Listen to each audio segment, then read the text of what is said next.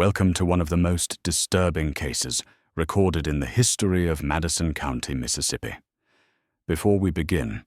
I invite you to leave in the comments where you're watching from and the exact time you're listening to this narration. The year was 1839, when the small town of Canton existed as a thriving center of cotton commerce, where white columned mansions stood testament to the brutal wealth extracted from enslaved labor. On a September morning that began like any other, a notice appeared in the Madison County Courthouse that would shock even the most hardened observers. 7-year-old Delilah, an enslaved child belonging to the prominent Whitmore plantation, had been formally charged with theft and sentenced to death by hanging for stealing a single apple from her master's orchard. The subsequent investigation would reveal something far more disturbing than simple theft. The courthouse itself, a 2-story brick structure with limestone columns that faced the town square, served as the administrative heart of Canton society, where cotton prices were negotiated, land deeds recorded, and justice dispensed according to the peculiar laws governing the antebellum South. The notice, written in the careful script of County Clerk Harrison Pemberton, had been posted on the building's main entrance at dawn, where it drew immediate attention from merchants opening their establishments and planters arriving for morning business at the Cotton Exchange. The formal charges, read aloud by Deputy Sheriff William Mathers to a gathering crowd, specified that the accused had willfully stolen property valued at 2 cents from the Whitmore estate orchard on the morning of August 28th, and that Judge Cornelius Whitmore, in his capacity as circuit magistrate, had decreed the sentence of death by hanging to be carried out on September 12th at 9 o'clock in the morning.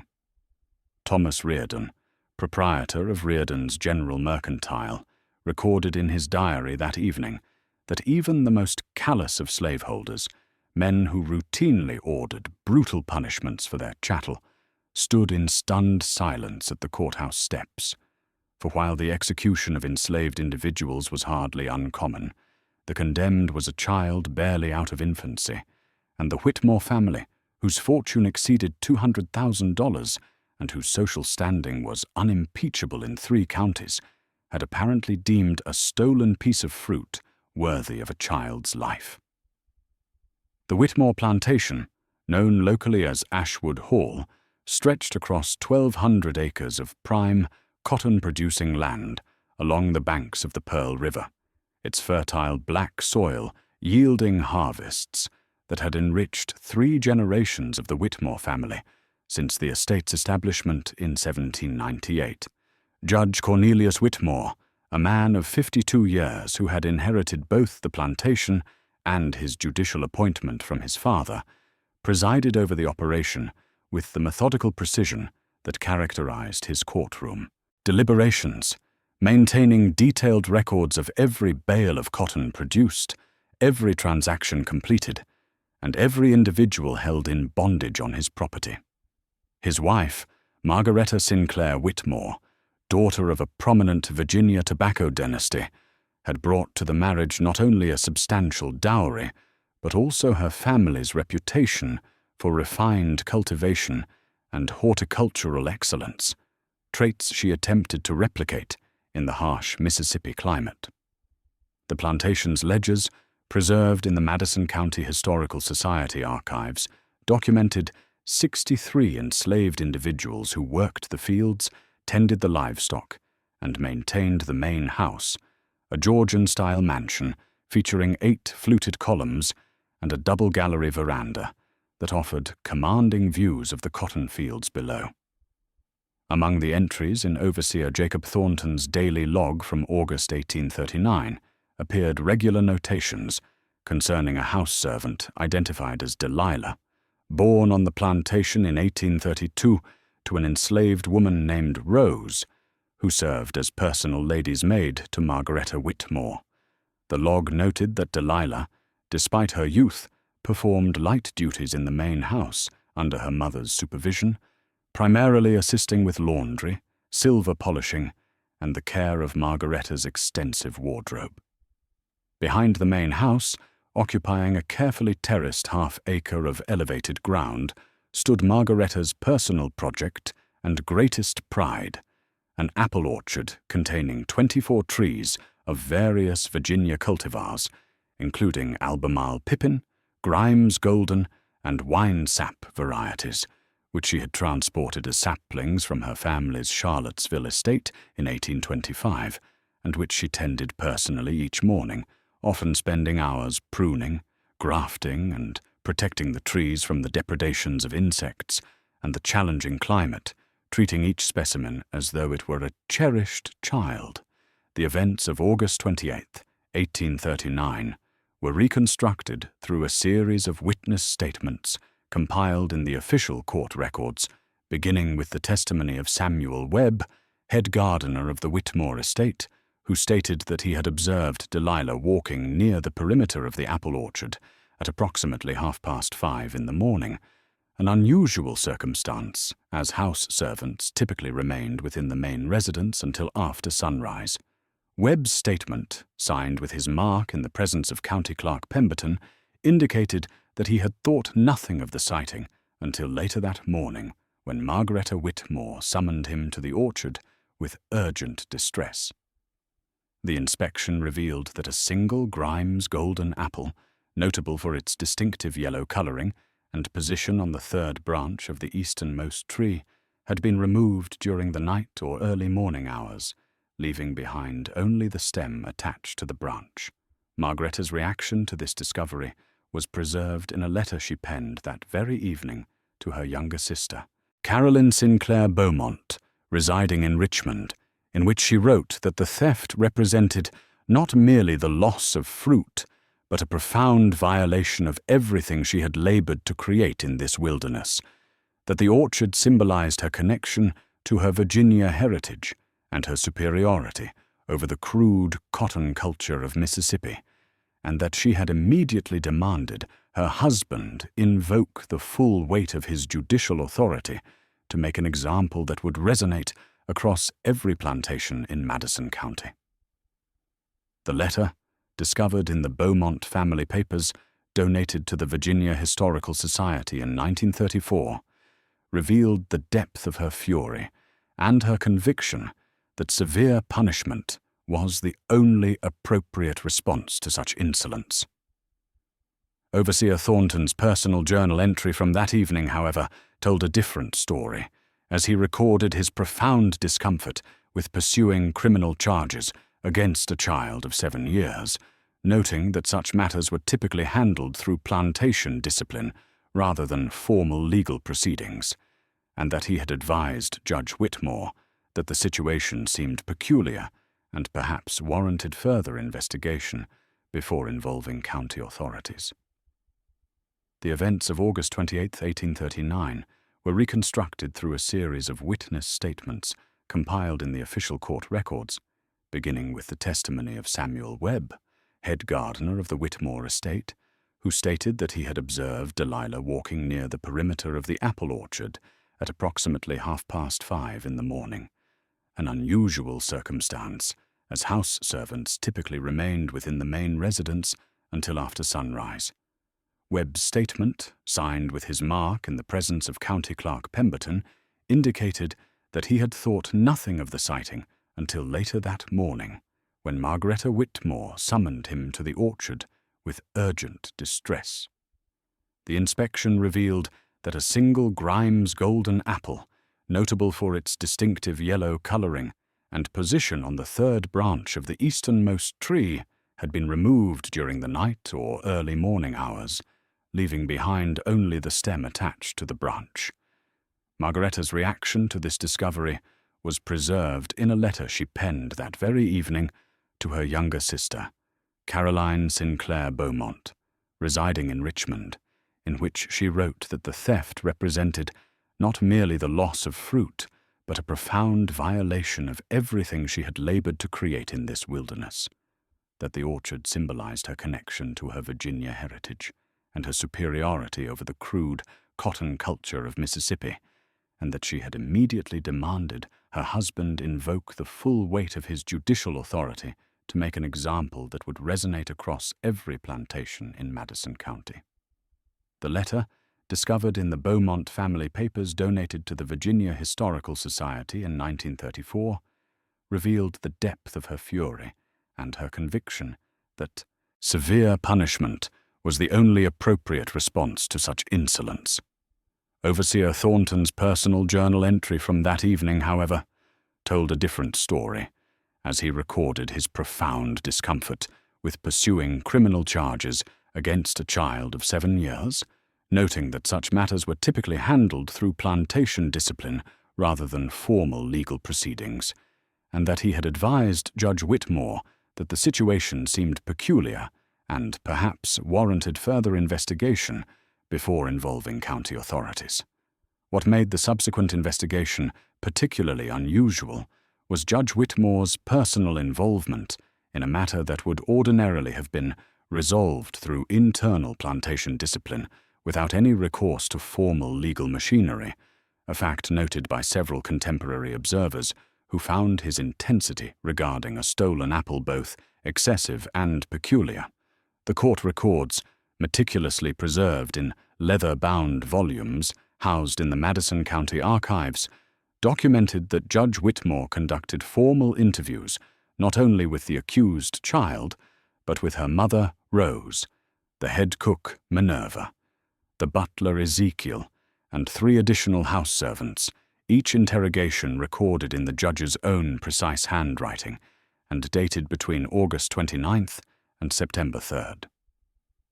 Deputy Sheriff Mathers filed a supplementary report on September 4th describing his presence during the questioning of Rose, in which he stated that the woman had become increasingly hysterical as the judge pressed her about her daughter's whereabouts on the morning in question, and that Rose had made several statements that Mathers found deeply disturbing, though he could not fully comprehend their meaning. The deputy's report specifically quoted Rose as repeatedly crying out that she would do anything to protect innocence, that some sins required sacrifice to prevent greater evils, and that the truth about bloodlines would destroy everything the judge had built. Following this interview, Judge Whitmore ordered Rose confined to the plantation jail, a small brick structure typically reserved for enslaved individuals awaiting sale or transport, a decision that prompted County Sheriff Augustus Morrison to write to the State Attorney General's office requesting clarification on the legal authority for such confinement. Morrison's letter, dated September 6th and preserved in state archives, expressed his confusion about why a mother would be jailed while her child faced capital charges, and why the judge seemed more interested in silencing Rose than in determining the actual circumstances of the alleged theft, questions that would remain unanswered in the official correspondence. The most striking aspect of Delilah's case was the complete absence of any formal trial proceedings, a violation of even the minimal legal protections theoretically afforded to enslaved individuals accused of capital crimes in Mississippi law.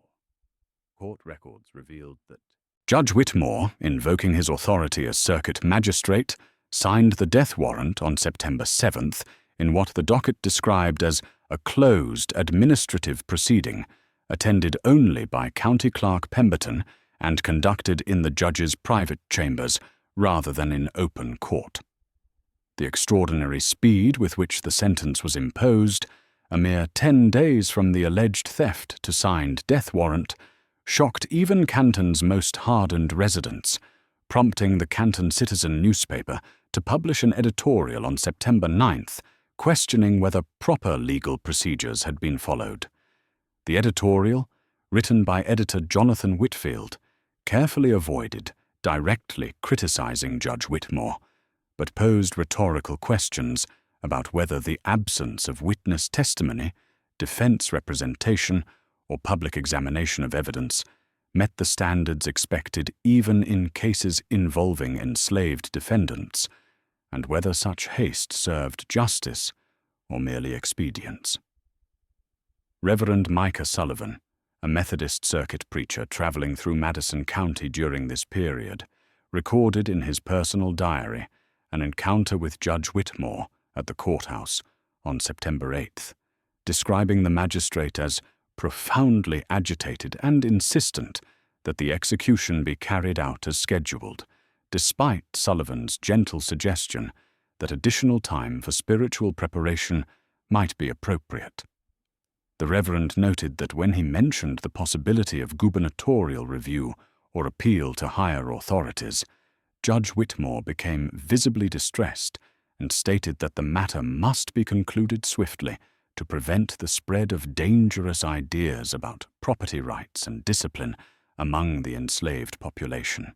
Multiple sources from this period documented that Margaretta Whitmore, who had initially demanded severe punishment, took to her bed with what family correspondents described as nervous exhaustion beginning September 6th,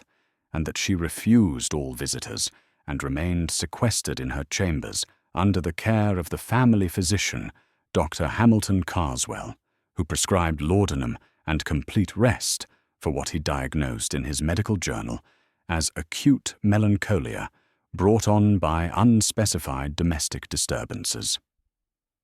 On September 10th, with only 2 days remaining before the scheduled execution, Rose petitioned County Clerk Pemberton for an emergency audience, a request that he granted, despite the irregularity of allowing an enslaved woman to initiate official legal proceedings. The statement she provided, transcribed in Pemberton's meticulous hand and preserved among the most disturbing documents in the Madison County Court archives, constituted a full confession in which Rose claimed sole responsibility for the theft of the apple, stating that she had taken the fruit from Margaretta Whitmore's orchard on the morning of August 28th and had given it to her daughter Delilah, as the child had complained of hunger after working through the previous evening without supper. Rose's statement, signed with her mark and witnessed by Pemberton and Deputy Sheriff Mathers, included an extraordinary plea in which she insisted that she be permitted to take her daughter's place at the gallows, arguing that her own life held less value than that of an innocent child who had committed no crime but accepting what her mother had offered. Pemberton's marginal notes, written in abbreviated Latin, as was his custom for sensitive observations, described Rose's demeanor as one of desperate determination mixed with profound terror, and recorded that she repeatedly referenced concepts he found cryptic and unsettling, including multiple allusions to sins of the father being visited upon children, to her obligation to protect innocence at any cost, and to her willingness to accept any punishment if it meant preserving something she would not explicitly name. When this confession was presented to Judge Whitmore later that same day, the magistrate rejected it immediately, invoking the legal principle that testimony provided by enslaved individuals could not be admitted as evidence in any proceeding involving white persons or their property interests,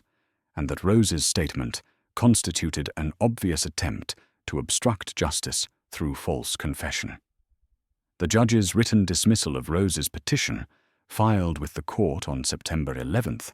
contained an unusual addendum in which he ordered that Rose be prohibited from any further communication with county officials or outside visitors until after the scheduled execution had been completed. On September 11th, 1839, the day preceding the scheduled execution,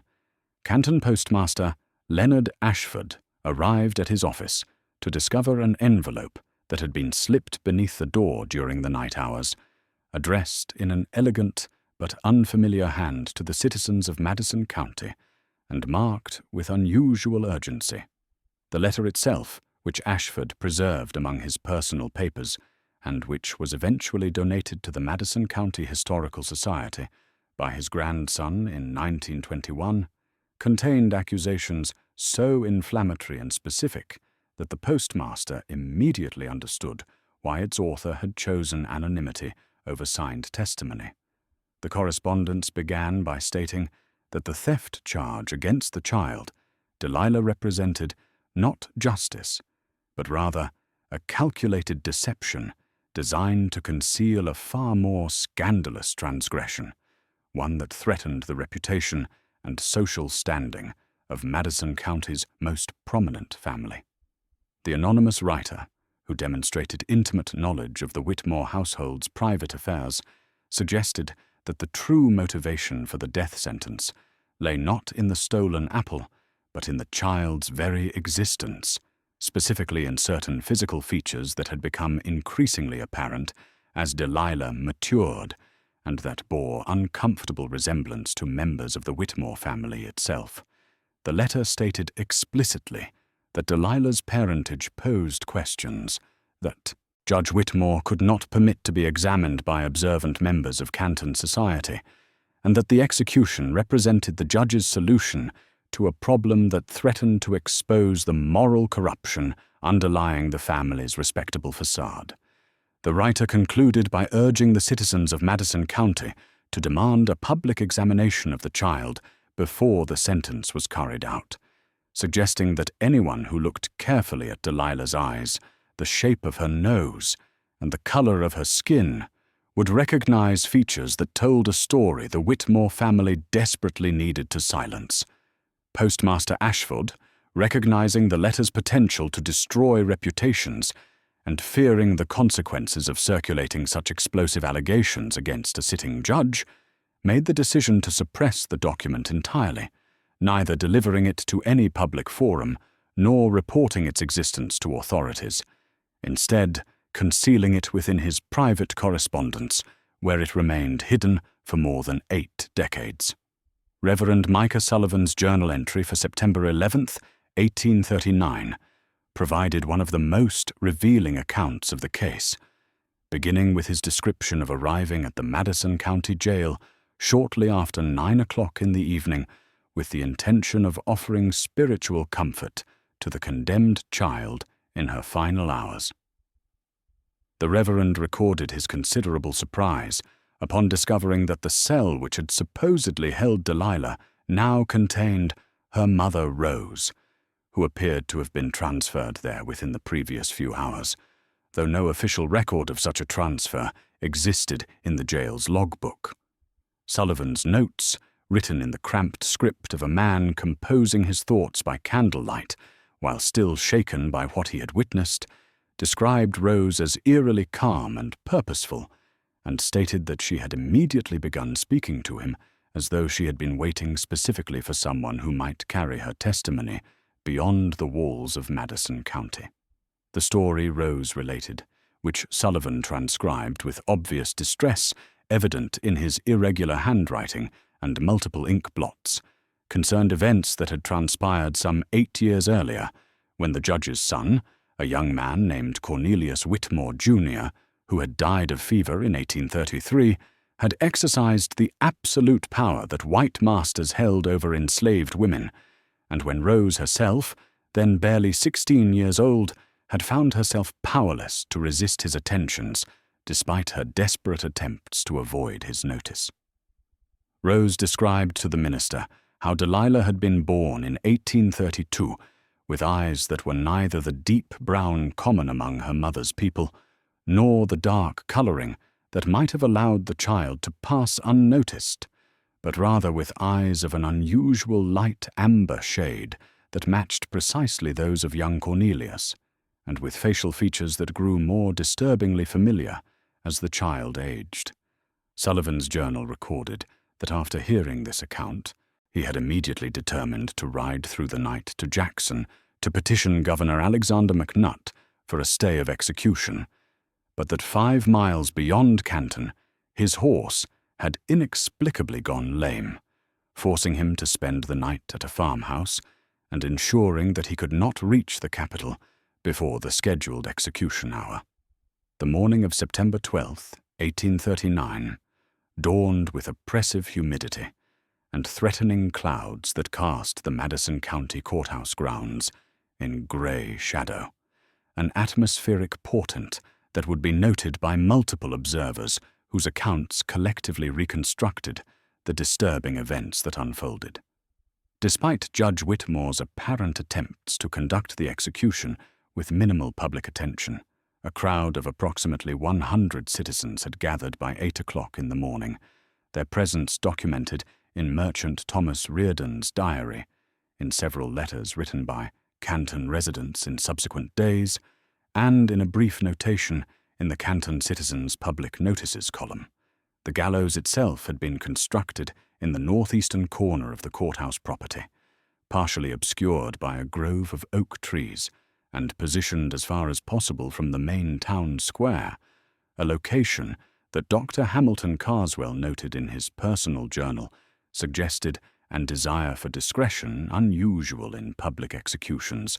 which typically served as community spectacles intended to reinforce social order.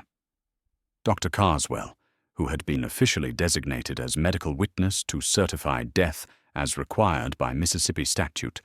recorded that he had arrived at the courthouse at 8:30 to find Deputy Sheriff Mathers and 2 assistants making final preparations to the apparatus. The physician's account, preserved among his professional papers, donated to the University of Mississippi Medical Center archives in 1956,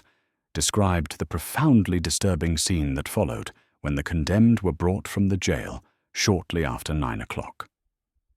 Carswell wrote that he had expected to witness a child being led to execution, but instead observed both Rose and Delilah emerging from the jail building,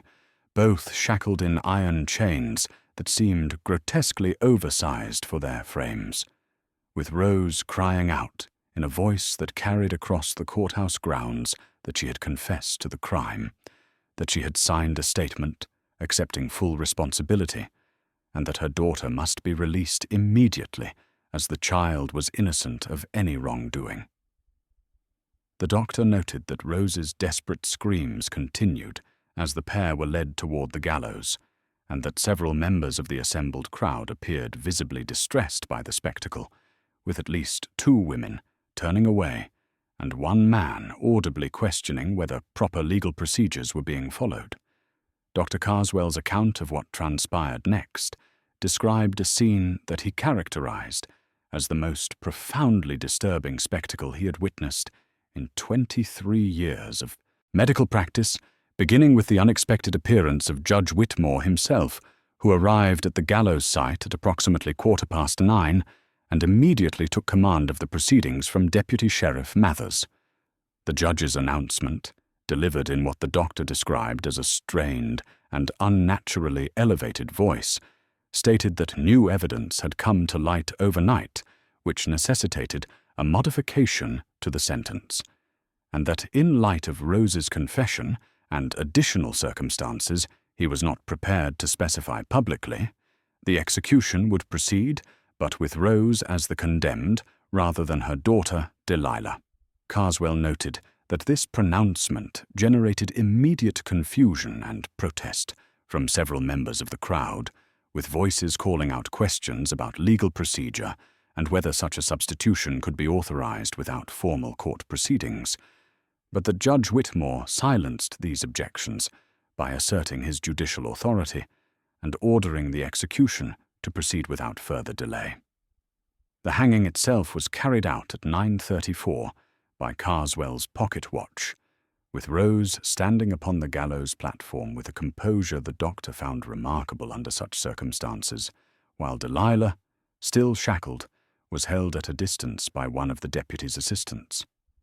What struck Carswell most forcefully, however, was his observation of a closed carriage positioned on the far side of the courthouse grounds, approximately 100 yards distant from the gallows, from which he could discern through the partially drawn curtain the pale face of Margaretta Whitmore observing the proceedings, her presence at such an event being highly unusual for a woman of her station. Multiple witnesses, including Carswell, Merchant Reardon, and Reverend Sullivan, who had arrived moments before the execution commenced, recorded hearing Rose's final words spoken from the gallows platform, which she reportedly delivered in a clear voice that carried across the assembled crowd, stating that his blood runs in her veins, and now mine washes it clean, a cryptic pronouncement that left observers profoundly unsettled and whose meaning would be debated for decades afterward. In March of 1987, construction workers employed by the Canton Municipal Development Authority began excavation for a new administrative building on property adjacent to the historic courthouse square,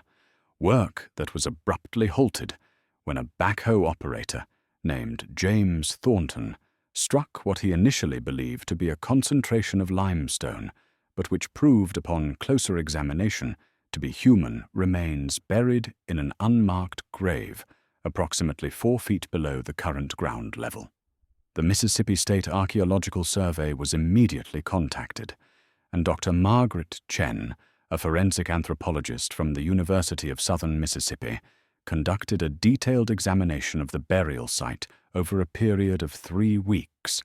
her findings documented in a comprehensive report filed with both the State Historical Preservation Office and the Madison County Coroner. Dr. Chen's analysis revealed that the remains belonged to a child of approximately 7 years of age at time of death, with skeletal development patterns suggesting female sex, and with burial practices indicating a hasty interment without coffin or formal preparation. Radiocarbon dating of textile fragments found with the remains, combined with analysis of soil stratification and the presence of period-specific artifacts, including hand-forged nails and ceramic shards, placed the burial between 1839 and 1841, a time frame that immediately attracted attention from local historians familiar with the Whitmore case. The most significant finding, however, concerned evidence of fatal trauma discovered during examination of the skull, which displayed a depressed fracture consistent with blunt force impact to the left parietal region, an injury that Dr. Chen concluded would have resulted in immediate unconsciousness and death within minutes to hours.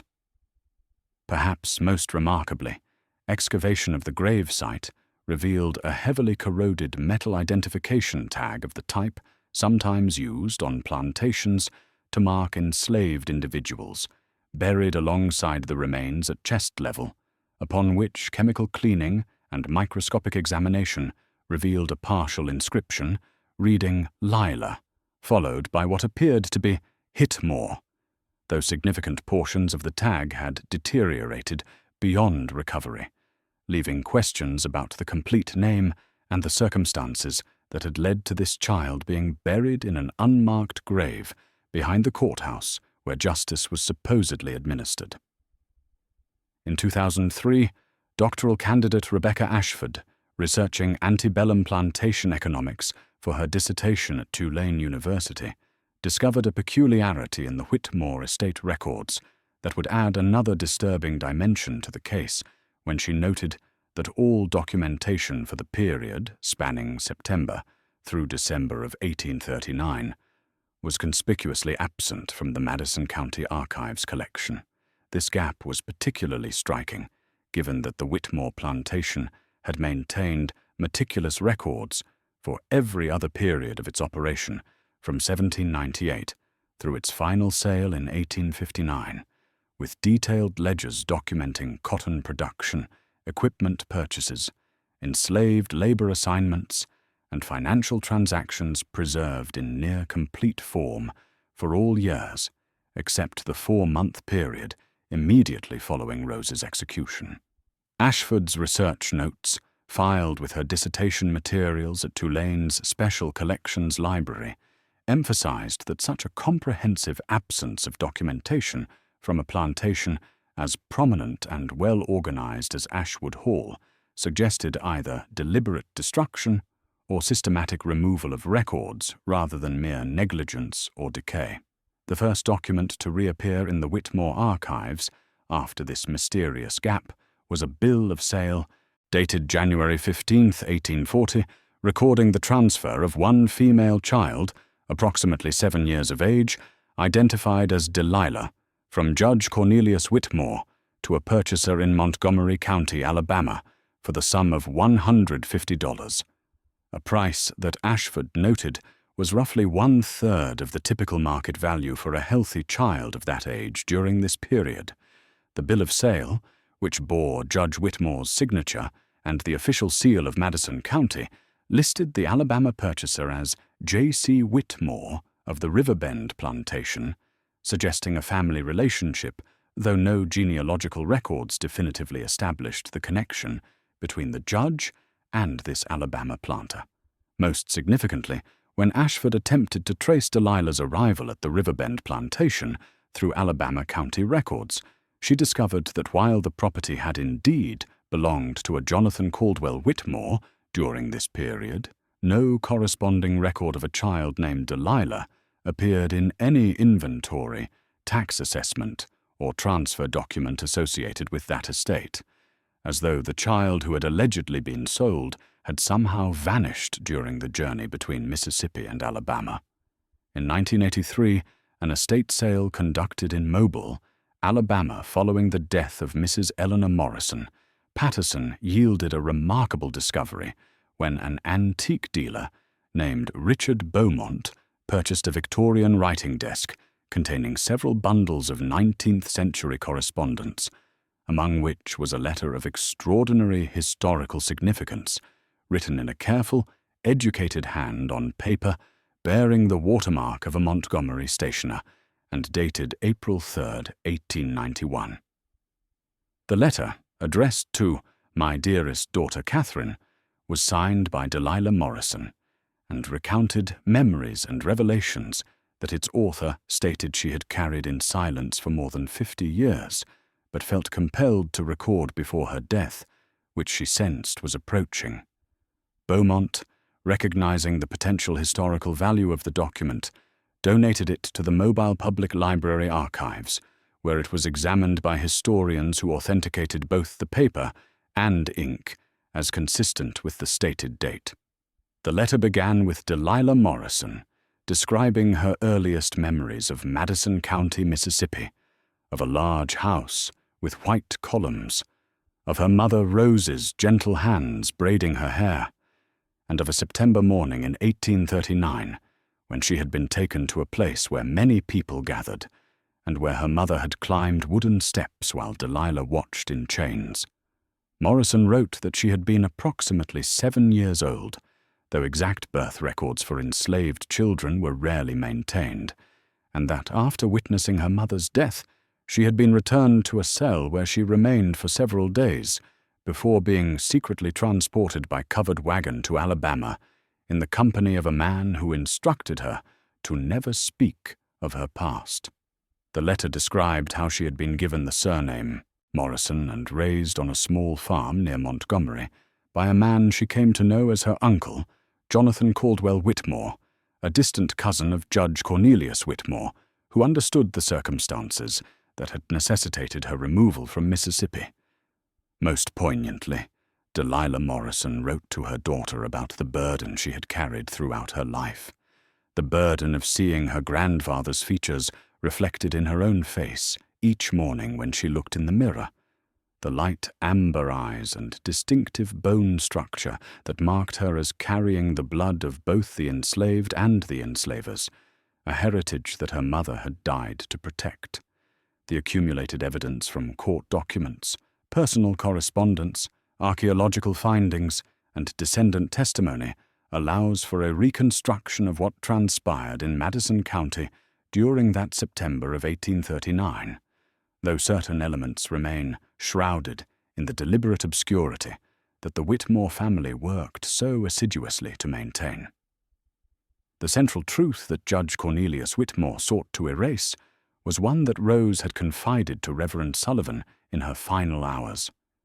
that his deceased son, Cornelius Jr., had fathered Delilah during an encounter in 1831 or early 1832 that involved the exercise of absolute power rather than consent, and that the child born of this transgression had inherited unmistakable physical features, particularly the distinctive amber-colored eyes and facial structure that became increasingly apparent as she matured, and that threatened to expose the moral corruption underlying the family's respectable facade. The theft of a single apple, an offense that under normal circumstances would have warranted no more than a whipping or temporary confinement, was transformed into a capital crime because it provided legal justification for permanently removing evidence that could destroy the Whitmore reputation, evidence that walked and breathed and grew more recognizable with each passing year.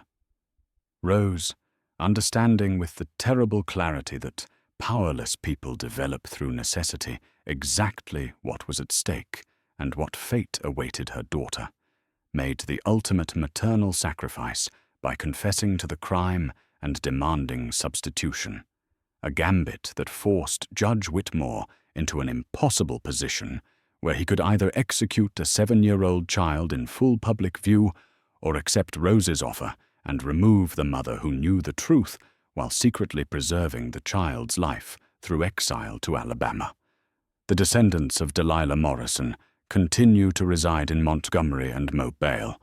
carrying within their family history a narrative that was nearly extinguished, while the Whitmore name vanished entirely from Madison County by 1860. The plantation sold to settle mounting debts, the family scattered to Texas and Louisiana, and Margaretta Whitmore dying in obscurity in New Orleans in 1867, her beloved apple orchard long since returned to wilderness.